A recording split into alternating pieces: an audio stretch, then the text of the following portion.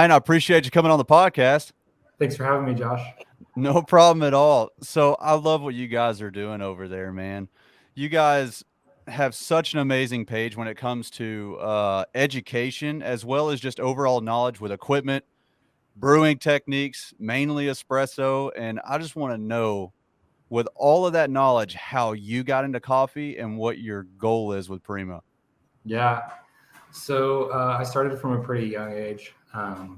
I drove to work with my mom every morning through elementary school into high school, and she would stop by Starbucks on the way to dropping me off at school. And so Right. every morning I'd take her travel mug and go in and order her tall 2% no whip mocha. And over time, over several years, I developed a relationship with those baristas. And when I turned 16, actually really 15 and a half, they started asking me about interviewing. And, as a high schooler, you really want to get a job at that age, and you want to choose something without a dorky dress code. So I didn't want to work at McDonald's. Starbucks had that, khaki pants and a black polo dress code, and I liked it. And I thought, that sounds good enough. I wasn't really into coffee at that time. Right. But they had a coffee masters program that encouraged baristas to pull bags of coffee off the shelf, taste them, pair them with pastries, and talk about them with your colleagues and even other customers.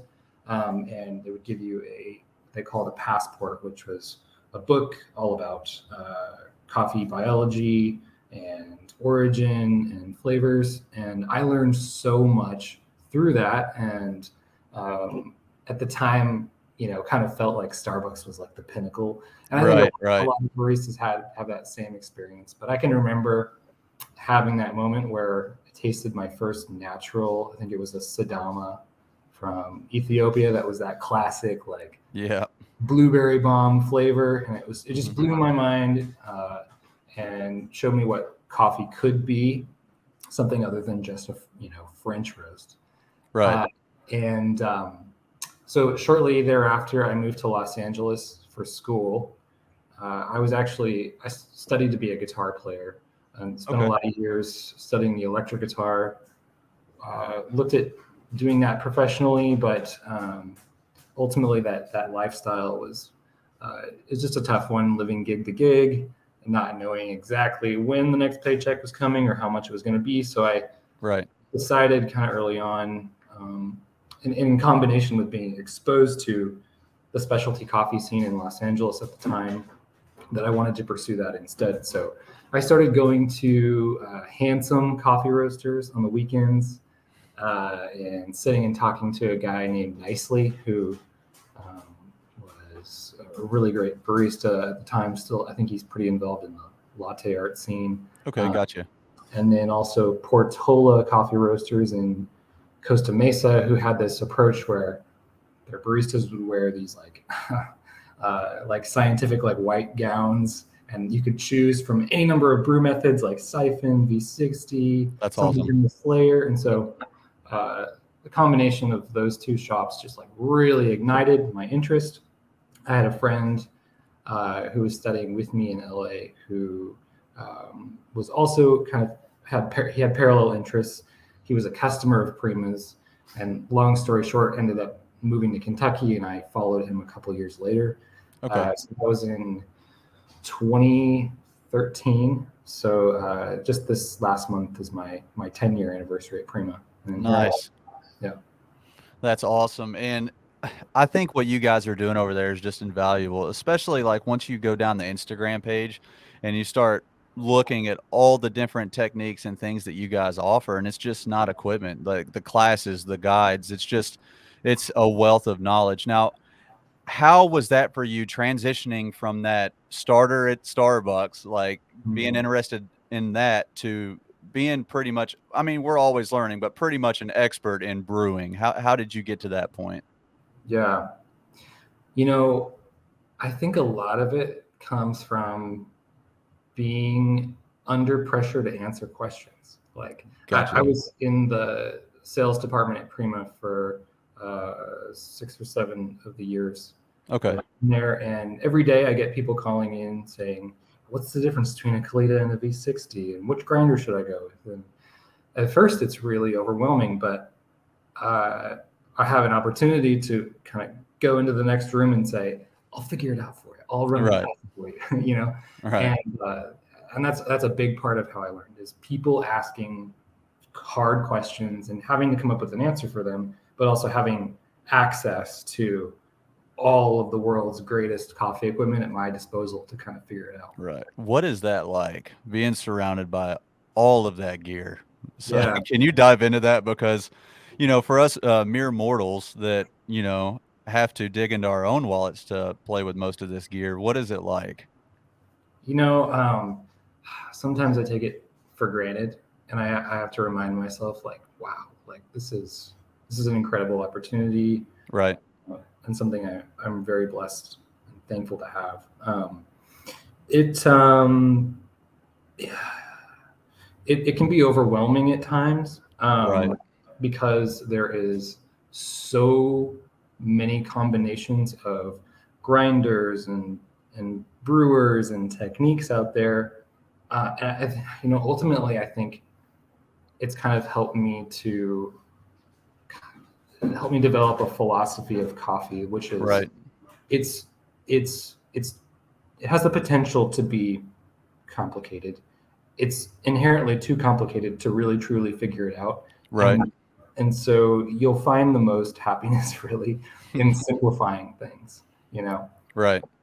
if you're enjoying your coffee, you are doing it right. And that's the Right. bottom line. Okay. And so, yeah, so in a sense, like, it has taught me how to go down deep rabbit holes, but it's Right. also led me to a place where I'm like, okay, what really truly matters here? Right. Really, we can make coffee simple and it can still be excellent without it being complicated.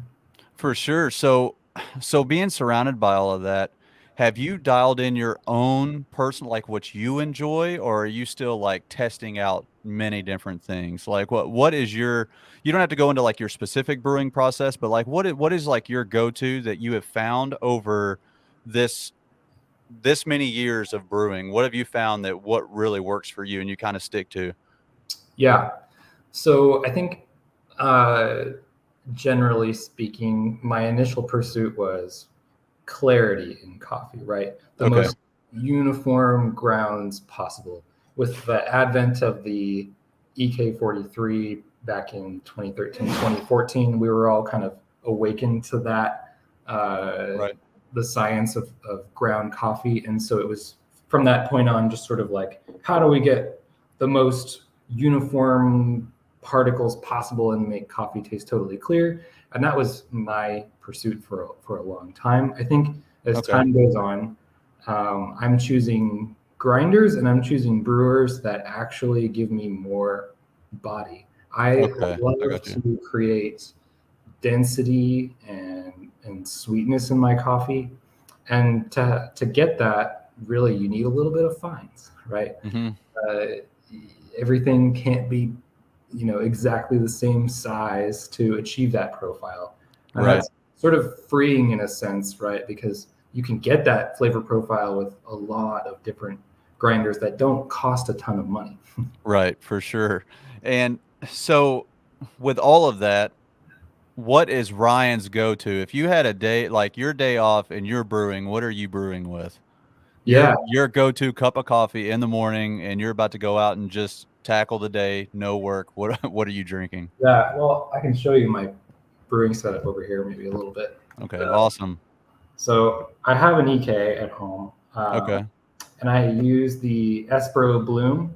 I love the Espero Bloom because it is by far the fastest dripper out there. And I think that might also have to do with the filters. But um, because of that, I can grind super fine. Okay. That's allowing me to get that body that I was talking about. So if I'm at work, that's usually where I'm brewing coffee. If I'm brewing coffee here, it's usually for my wife. Okay, gotcha. When I'm at work, I use the Bloom, and I use the Ditting Lab Suite most often. Okay. It's creating really well that cup profile that I described. So I'm using that, pour over kettle, 20 grams of coffee, usually like a 1 to 15.5 ratio, a little stronger than some. Okay. Yeah. Yeah. So I noticed when you moved the camera around that you have some Lotus droppers over there. So Yeah. so can you explain to everyone that's listening? I do kind of try to touch on it every now and again in the podcast, how important water manipulation is when you're trying to brew the best cup of coffee. Sure. Yeah, it has a remarkable impact. And I think, the SCA published some guidelines for water quality many, many years ago that said, 150 parts per million. And TDS was sort of like the measure of what good brewing water is, but ultimately like that doesn't really tell us anything. It tells us how much is there, not what is there. And there's been a greater focus in recent years on not necessarily how much, but what is in the water that is changing flavor. And I think the Lotus kit does that really well because it separates out 4 different minerals, alkalinity and hardness, that you can add, 1 drop at a time, 1 mineral at a time, and sort of gauge what's going on. Right. And so each of them has its own, like their own purpose. With Lotus, I find myself actually preferring to add the droplets post brew because it seems to have, if not the same, a similar effect on flavor. So I'll brew coffee with pretty much reverse osmosis water, and I'll taste it. Sometimes it tastes good, to be honest, as it is. Right. But if I want more acidity from it, I'll add calcium. If I want less acidity, or there's maybe an overwhelming amount of bitterness, I'll add some sodium for alkalinity, and salt also just helps to kind of mitigate bitterness. Potassium brings out this like sharpness, which in combination with calcium like really highlights some light roasted coffees. And magnesium is there, I think, for this like milky sweetness. And so there's so much experimentation that can be done there. But yeah, I usually do it after the coffee's brewed. Oh, I'm gonna give that a shot. I didn't know that was a thing. Okay, yeah, I've just been shaking it up in the bottle and then pouring it in, 450 right into the to the kettle. So yeah, I'm gonna give that a shot. But also, so I want to dive into the content, right? So you already put out enough information. So if anybody wants to learn anything, they can go on your guys' page and you'll teach them pretty much anything. But also with that, what is the most received question that you receive from everyone? Even though you do put everything out, what is still the most questions that you get, or what type of question? I think it probably is, aside from like direct grinder comparisons, what grind size should I use, right? I have a V60. What grind setting do I use? And I have to coach people on that a lot and say, well, any grind size you want, right? Because that's not a complete question. Right. We got to know what your dose is, because grind size is relative in part to the water volume being used. We got to know what roast degree your coffee is, and we got to know what the device is and the filter that you're using. So I think there's a lot of misunderstanding about grind size maybe being universal to a particular device, but it is actually dependent on a number of external factors. Okay. Yeah. So after watching your guys' video, I would never really feel the need to DM you guys because I feel like you guys explain everything so well in your videos. So, I just figured I would ask, but, so let's dive into that. So I've been meaning to ask you, and I know people probably do ask this question, but I just needed a little clarity for myself. How much of a difference does it make if I was to use a Barista Warrior filter compared to just a normal V60 paper filter? Just curious, just trying to get some clarification because me and my little specialty coffee community I have here, everyone's like, no, do not ever use the Barista Warrior. It really dramatically affects the taste, and I wanted to know your opinion on that because I enjoy it. So I'm not familiar with the Barista Warrior filter. Is it a paper filter? No, the Barista Warrior is like it's like a copper coated, like they have different materials and it's got a mesh on the inside and they basically, created this almost perfect, like a dripper almost, but the filter is just like a little copper mesh filter you put down in there. And I mean, it puts me right on the money when I'm, wanting to stay around 4 minutes for my, pour over.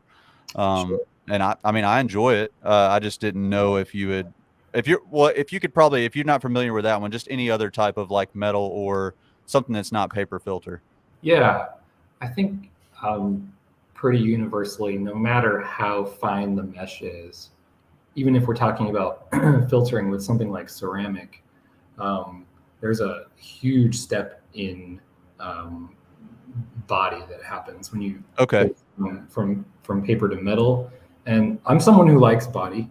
Okay. Right. I really do, but I think it's a little bit more than mouthfeel when you transition into metal. It's more like it becomes like texture. It becomes like literal uh, undissolved solids that are Right. permeating the filter.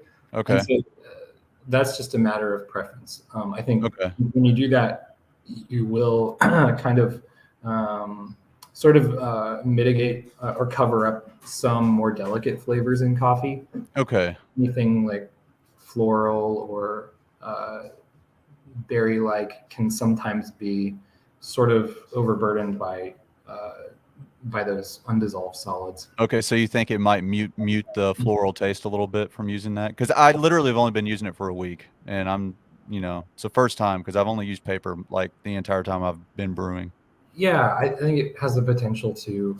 I would Okay. probably, I would probably brew more coarse with it than I would a paper filter to kind of mitigate that. Okay. All right. All right, that makes sense. Yeah, so I want to start, researching a little bit more on that because that does make sense. Because I have noticed, I switched to this 72-hour Honduran coffee that's or 72-hour fermented coffee that I've noticed that it isn't as it doesn't have that fermented taste that I really like in the coffee. Yeah. Yeah, so that makes sense. You actually hit the nail on the head with that one. So I think I might go back to paper. Um, Yeah. so after that, so where does Prima plan on going with as far as content? I know the business is not going to stop as far as equipment goes, but what about educational content? Where do you see you guys in the next 5 to 10 years? Yeah. We've always been known for our content. Part of what I think we were known for from the beginning was creating overview videos, which teach people how to use products, and we also write, product descriptions that aren't just copied and pasted from the manufacturer's page. Like they're written by people who are really passionate about coffee and have spent hours using that equipment, right? And nowadays, we're really starting to ramp that up even further to the next step. Okay. We have launched in the last couple of years a community forum, which is called Prima Coffee Community. And if you haven't seen it, basically it is a place where we share resources like brewing guides, recipes, sort of sneak peek looks at new products.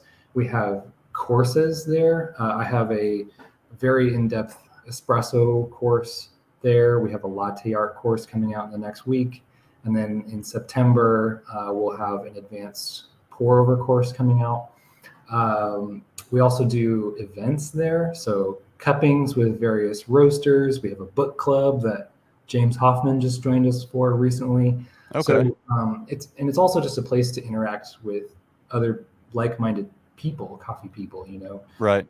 And so we pose questions regularly and invite discussion about a host of different topics.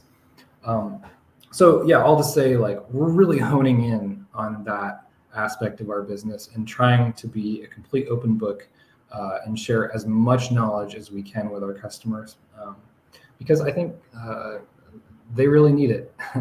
Right. For sure. Coffee's difficult, and ultimately, it builds loyalty to the brand when we've taken somebody from the first stages of how to choose a pour over dripper to the end of the advanced pour over course, and now they're making coffee that they love.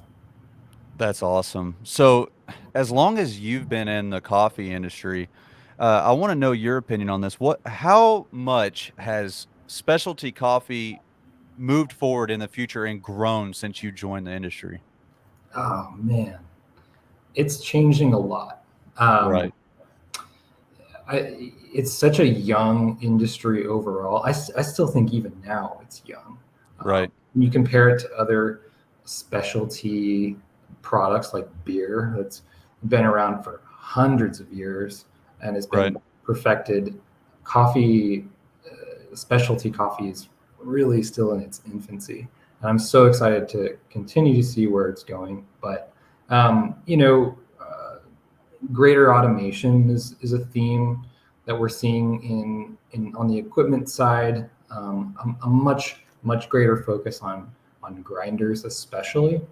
There's just a growing awareness that's sort of transcending over into the home side, not just commercial, with hand grinders. And nowadays, I think really the most exciting aspect of the equipment industry is seeing how commercial quality grinders are trickling down into the home user's price range to where right, nowadays you can get a $300 or $400 grinder that grinds as well or almost as well as a $2,000 commercial grinder.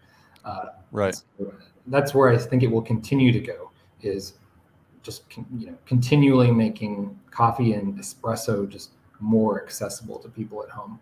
Right. And you know what's so awesome about that is like with the classes you guys teach and then people experimenting at home, individuals are noticing that their espresso shots are tasting better than some of the coffee shops they go to. And they're Mhm. like, "Oh, I can't even go anymore," you know? So it's like you're just enjoying your coffee at home. Now, do you experience the same thing? I do. I very rarely go to cafes to drink coffee, if I'm honest. I like to Right. go to cafes for an atmosphere. I like to go for food, to meet with friends, but Right. seeking the absolute best cup of coffee, I don't think most cafes at least are the place to have that. Okay.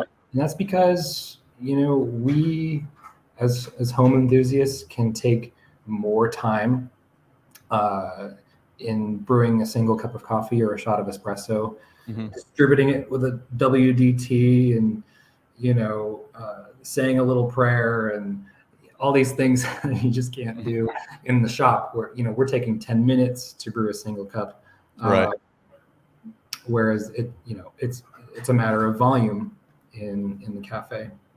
That's awesome. Yeah, I've been thinking the same thing, so that kind of validated a little bit because I was thinking, I don't really go to cafes much anymore unless I'm like on vacation or something. And I'll scout out, coffee shops to go try out and whatnot. So hey, let's hop back into grinders. So I want to pick your brain on this. How comparable do you really think a hand grinder is to an electric grinder? Do you Hmm. think you could get the same quality out of a hand grinder as you can an electric grinder if you're willing to put the work in? Broadly speaking, yes, you can get better. Um, there are a number of hand grinders that are capable of producing fantastic quality grounds that meet or exceed a lot of entry level electric grinders. So Okay. I think there's certainly a threshold that you pass with electric grinders where that is no longer the case. I don't know exactly where that is. I think you know with electric grinders maybe close to the $1,000 range, honestly. But hand grinders will get you real close to some of the most premium electric home grinders out there. I think that's because of the low RPM for one, but they're able to kind of focus in on the quality of just the parts that matter. Whereas with an electric grinder, I think they have to consider costs of the entire unit and a motor, and they're trying to keep the price to a certain level. And so Okay. there's some aspects of it that suffer, whether it be burrs or the alignment of those burrs. A hand grinder can inexpensively achieve what is very difficult to achieve in an electric grinder.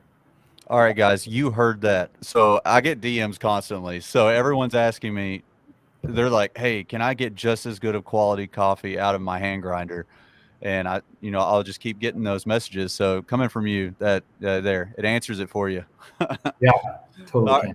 right. So my next question. So I know you guys are full blown equipment, right? So are you guys overloaded with the amount of equipment you get offered to you guys, or do you only take in certain brands that you guys push out to everyone?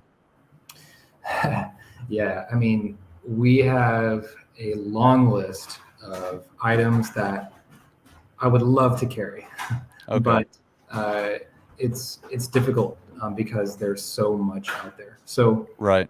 um, and we do also get a lot of people who send us stuff. I have a lot of gear behind my desk that has been tested that will never make it to the website, and a lot that I hope will someday. But as a small business, we have to think really strategically Right. what is going to appeal to the most people, and not just niche groups sometimes. So sometimes it hurts a little bit. Like I really want Right. that product because it's, on the fringe of innovation, but like, is everyone really going to care? No. Right. So yeah, it can be tough sometimes to choose what to list and what not to list. Okay. Now, what is your guys' top seller? Like, what can you guys not keep in stock? What is just flying off the shelves right now? Yeah, I think manual espresso is a big one. Uh, Okay. Cafe Lat Robot is still growing in popularity. It offers, real espresso in a completely manual, non-electric package. It's the most, I think, accessible espresso on the market, and so more and more people are figuring that out. So, how much of a difference is it using something like that or the Flare 58 compared to, if you was to buy your own, like either entry level or even if you just jumped up to a La Marzocco? What is the difference between those or a manual espresso machine? Yeah, that's a good question. So we're not using electricity or a pump, which means we don't have active heating and we don't have constant 6 to 9 bars of pressure, right? So on the temperature side, we have a device that basically acts like a heat sink. As soon as you add water straight off the boil, even if you've preheated that portafilter really well, the temperature is going to start to go down, and it's going to go down quick. And Okay. so, in combination with a lower overall amount of pressure of kinetic energy applied throughout the shot, kind of a pressure curve with a manual maker, you get just an inherently lower extraction if you're targeting a ratio of like 1 to 2 or 1 to 2.5. So, Okay. what you have to do is extend your yield. Basically, you compensate with more solvent, right? More water passing through that coffee to achieve the extraction that you're looking for. So Okay. that means like a 1 to 3, 1 to 4 ratio to really extract the most out of that coffee. So if you're drinking espresso on its own, that makes a difference, right? So you're getting something that's more what we call a modern shot. It's like a little weaker, high clarity, but all the extraction, compared to a more traditional shot, which is dense and syrupy. Right. Uh, and so if you're drinking espresso on its own, that's a consideration. But when you're adding milk to that espresso, it really the lines get blurred there. And Okay. so, you know, if you're not just drinking espresso on its own, you're adding milk. Definitely getting a manual espresso maker. But I think it's worth considering the differences between what an electric maker and a manual maker produces if you're only drinking espresso. Okay, gotcha. Now, have you pulled just as good of shots out of manual that there would be in an electric? Have you done that? But like, what is the comparison for you if you were to put them side by side? Like you doing the best you can to pull a good shot out of an electric espresso machine, and then you do the best you can to pull a shot out of a manual. What's the comparison? Well, I think the answer is there is no inherent difference with the right equipment, right? Especially with something like a Flare 58, which does have active heating. It uses a 58 millimeter basket. You can throw a VST basket in there. You can use all your fancy tampers and puck prep tools. And the difference is, I mean, other than, you know, maybe the pressure profile that you use can sort Okay. of do different flavors. But if you're careful to, you know, immediately hit full pressure and follow through with that, you can make it exactly the same. I Okay. think with manual espresso makers, the tricky part is it's not a super consistent process, right? Right. There's no automation to it at all. Things are changing temperature wildly. Uh, there's a human element with your arms pressing, and so an electric machine is always going to offer greater consistency. So if you're targeting something really hyper specific, it might get kind of frustrating. But for just an overall like good espresso, it's going to hit that mark pretty much every time. Okay, awesome. Noted. All right, so I had this question as well. So you guys do put out a decent amount of content. How do you guys train up for that? Do you guys have specific things you go to, like for the company, for as far as putting out educational content? How do you stay up to date on all the information that you guys put out? That's good. Um, so we watch YouTube videos as much as anyone else. Okay, yeah. I keep close tabs on what guys like Lance Hedrick, James Hoffman, a few others out there, Kyle Rossell, are doing. Um, I also follow Scott Rayo, talk to him occasionally, and Jonathan Gagne. Okay. He's another. He's an astrophysicist based out of Canada that does his own research and has taught me a ton about coffee chemistry, and Scott has as well. You can read their books. A lot of what we do is just based on kind of the foundation of those teachings. Right. But you know, we learn from our customers too. I think, you know, people are always sharing with us what they're into and what they're doing. We're certainly not above like learning from our customers. I'm like Right. literally always gaining perspective from other people like that too. Okay, so pretty much just you guys are studying as much as you can yourselves, and you're just putting that information out to everybody. Yeah, and you know, we're also brewing all the time. Right, right. Okay, that makes sense. So let's hop into this book club. Can you explain that to everyone? I know most people are curious in videos, but there is also a wealth of knowledge in all of these books being written by some awesome individuals in the coffee industry. Can you explain that to everybody? Yeah, so we have done, I think, just one book so far, Okay. and it was James's book. We'll definitely be doing more. I have some others in mind, but James's book was kind of an introduction to coffee equipment and how to brew different types of coffee. And so we'll go chapter by chapter. I think maybe 2 or 3 chapters a week. Read it and then come together and. And which book is that, Ryan? Um, you know, I don't quite remember the name of James's book, but I can. Is it this one? Yes, there you go. Okay. Yeah, I read this all the time. Yeah, yeah, we did that one. Um, we'll kind of choose 2 or 3 questions uh, from each chapter and present Okay. those questions to a group over Zoom, and Okay. then kind of just let everyone take it away and start their own discussion.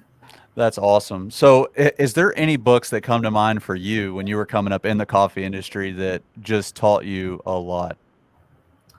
Yeah. Jonathan Gagne's The Physics of Filter Coffee is Okay. college education on coffee brewing and physics. It's so much. It's so deep. It's a lot of it's almost impossible to understand I have for the not average. read that book. Yeah, it can be overwhelming. But if you really take the time to go through it, there are some really good, eye-opening tidbits in there. Let's see, the Professional Barista's Handbook by Scott Rayo and Everything But Espresso by Scott Rayo are both really good. It's been a lot of years since I've read those. Also, the SCA has some books that were co-written, I think, by Ted Lingle. Okay. On biology, coffee biology, water chemistry, cupping, and coffee brewing. Some of that material is a little outdated, but there's still some like fundamentals in there that I think are really important to understand. Okay, awesome. Let me write that down. You said it was Jonathan Gagne's what? The Physics of Filter Coffee. Physics of coffee. All right, awesome. I'm gonna have to check that one out. Okay, so let's hop into this. So as far as like where you guys get, what is your guys' go-to beans when you guys are brewing? I know you probably, try a bunch of different coffees, but what is pretty much your guys' go-to for brewing, testing all the equipment? Do you try it on a bunch of different types of beans, or you guys stick to pretty much the same type?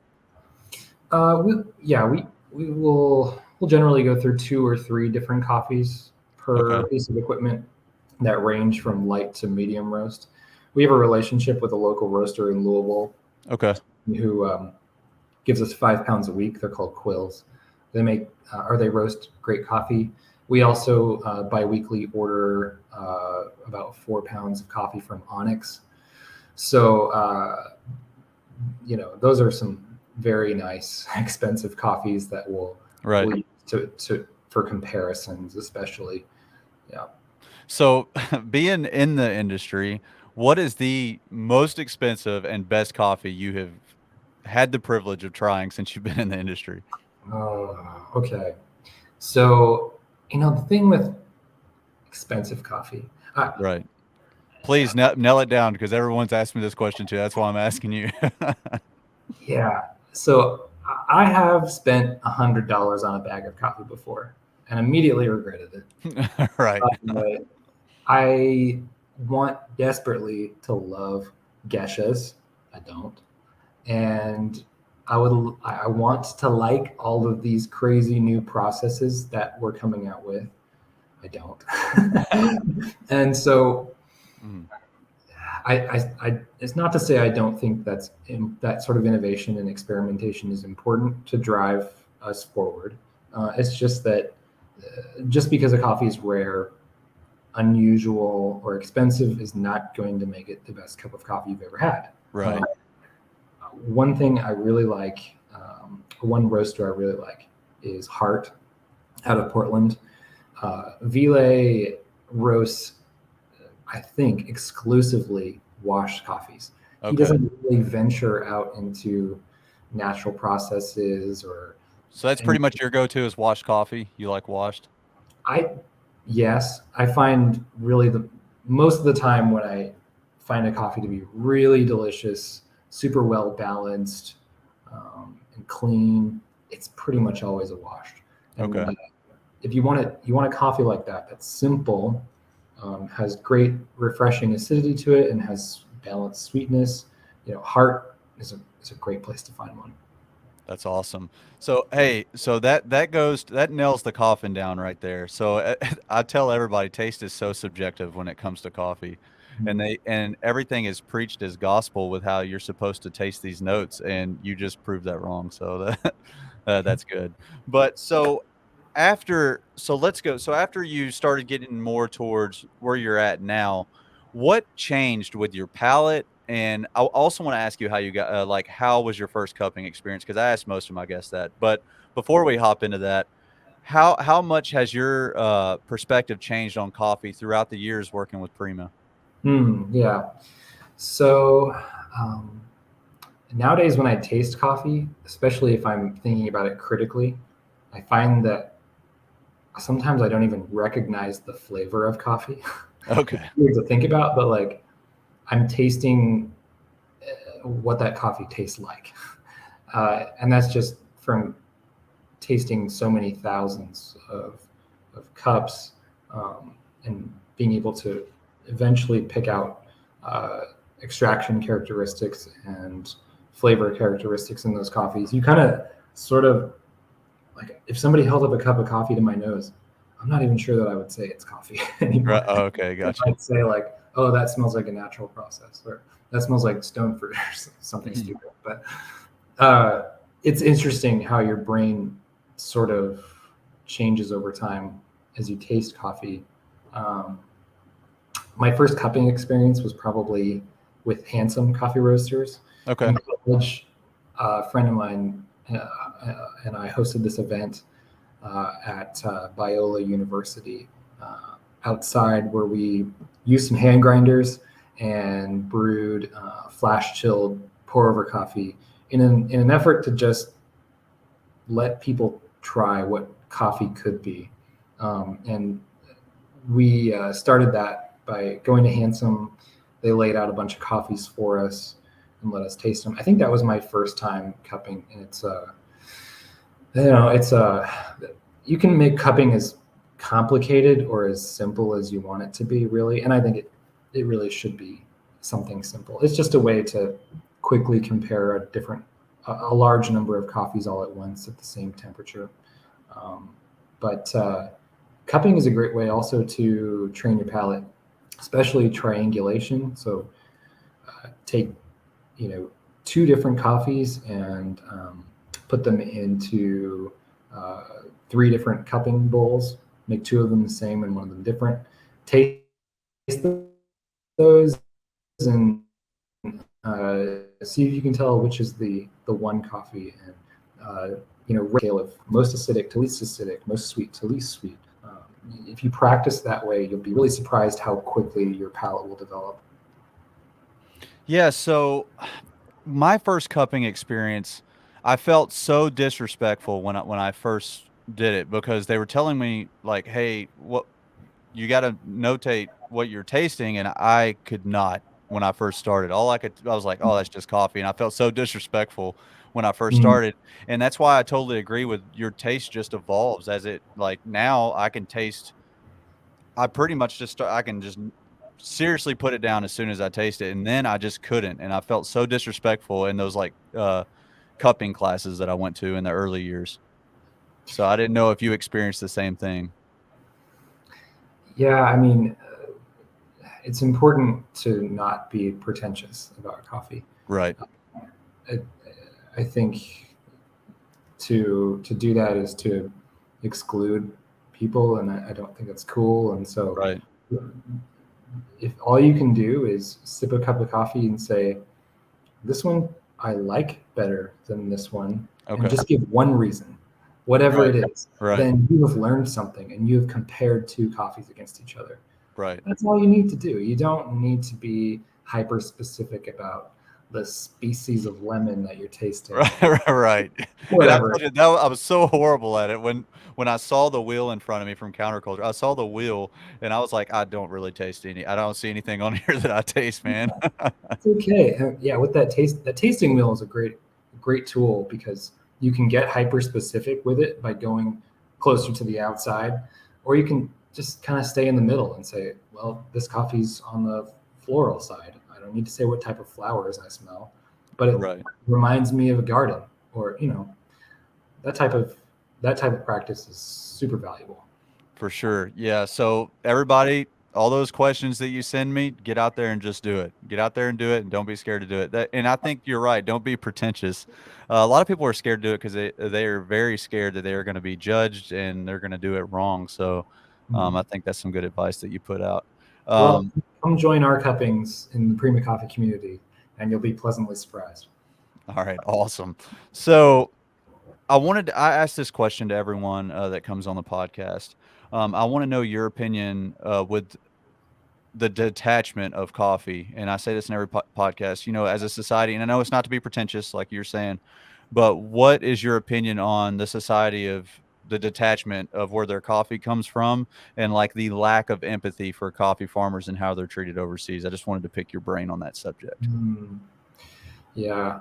When I was a Starbucks barista many years ago, even back when coffee was $2.50 a cup, I'd have people, who weren't even ordering anything, just come up to give us a piece of their mind, to complain about what prices we were selling coffee at.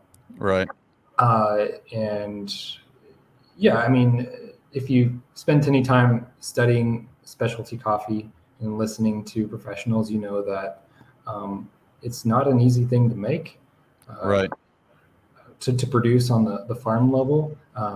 Farmers are chronically underpaid, and we to be kind to those people, we all have a responsibility to seek the best for them, and that looks like working with buying from transparent roasters and paying a fair price, among other things. But I think coffee is a commodity in our country, and it has been for a very, very long time. Right. I think it will, to some extent, remain that way forever for a certain group of people. And that's, kind of sad. I want more for farmers, and I want people to realize, more what impact their decisions have. Right. But it's just a slow process of education, kind of decommoditization, right? And that starts by just sharing a cup of coffee with someone and talking about where it came from and maybe who produced it, and kind of tying that coffee with someone's name. For sure. Now, I know you guys mainly specialize in equipment, but do you ever, as a company, like take trips over to the farms? No, I haven't. I would so love to do that. I did have an opportunity to visit a coffee farm on Maui Okay. when I was in high school on just a personal vacation, but that is the extent of my experience around coffee trees. Gotcha. Yeah, so we're actually growing our own here at the company, and Oh, at first you get so excited, and they just take so long to grow. If you go on our page, her name's Jessica. She's done a really great job with growing the coffee. It's just taking forever. Like 1 month, like you'll just see like a little sprout, and it's barely doing anything. yeah. But we're really excited to see where that goes. Yeah, I've heard it can take like as long as a decade to get like a pound of coffee from one of those. So that just goes to show you like what goes into creating that coffee that you're drinking. It's a ton of time and a ton of work.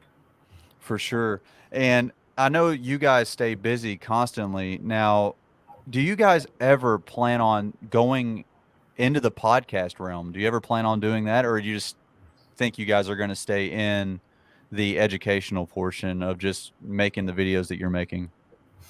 That's a good question. It's not something we've discussed, but I won't say that that's really outside the realm of possibility.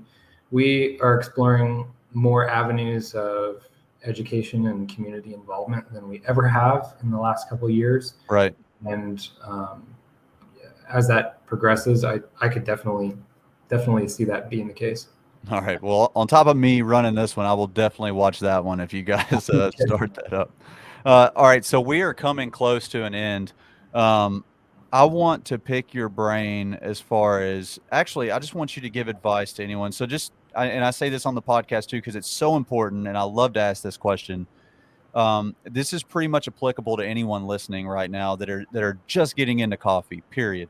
If Ryan could go back and talk to his younger self, what would be some of the advice and tips that you would give to yourself to change, and also some things that you would keep the same coming up into the coffee industry?